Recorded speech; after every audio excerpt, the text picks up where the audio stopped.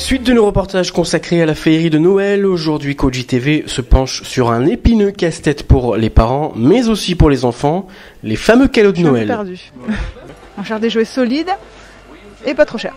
Pour l'instant je dois faire le tour des magasins. Bon, on essaie de voir suivant l'âge et suivant leur connaissance. Les grandes surfaces sont fin prêtes, les industriels préparent cette période des mois à l'avance. Les fêtes de Noël représentent en effet une grosse partie du chiffre d'affaires annuel, jusqu'à 50%. Tout est donc installé, un large choix est disponible, les effectifs sont fin prêts. Cependant, avec l'arrivée d'Internet, les comportements d'achat des Calédoniens ont changé, on prend plus son temps, on fait le tour des magasins pour repérer et surtout en période de crise, on reste vigilant sur les prix. À l'inverse des grandes surfaces qui monopolisent un peu le marché, les magasins spécialisés peinent à tirer leurs épingles du jeu. Koji TV vous fait découvrir l'envers du décor. Le magasin Jouet Club de Nouméa nous a ouvert ses portes. Noël représente, on va dire, le dernier mois de l'année, plus de 50% du chiffre d'affaires annuel.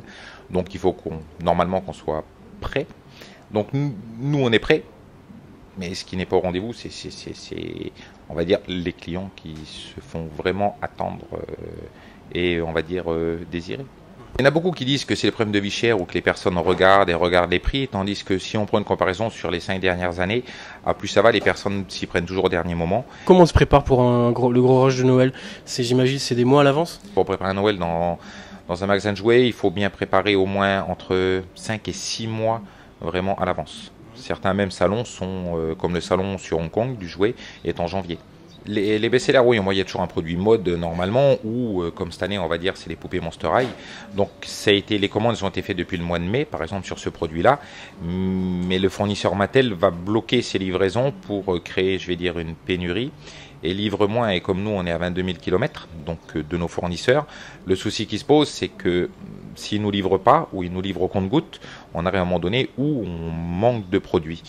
Donc nous, notre effectif, il est multiplié par 3 pour le mois de décembre, contrairement aux périodes creuses du janvier à septembre, on va dire. Chez les hypermarchés, même s'ils vont vendre un produit qui est plus cher, il y a toujours l'esprit dans les gens où c'est que le produit est moins cher. Ils vont mettre en avant, ils ont une technique de vente qui met en avant des produits qui sont moins chers que tout le monde.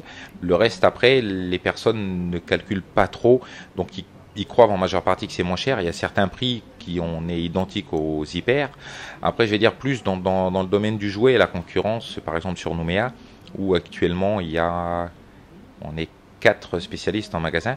Donc en surface, il doit y avoir du 3000 m² ou 3200 m², alors que si on prend des comparaisons, il faudrait en gros 2000 à 2100 m² maximum. Donc on est déjà à plus de 1000 m² de surface supplémentaire. Donc automatiquement, chacun essaye de baisser ses prix, chacun essaye de mettre des promotions en cours pour écouler les stocks. Pour les retardataires qui ont encore du mal à se décider, il vous reste encore quelques jours pour dénicher votre bonheur et surtout celui de vos enfants.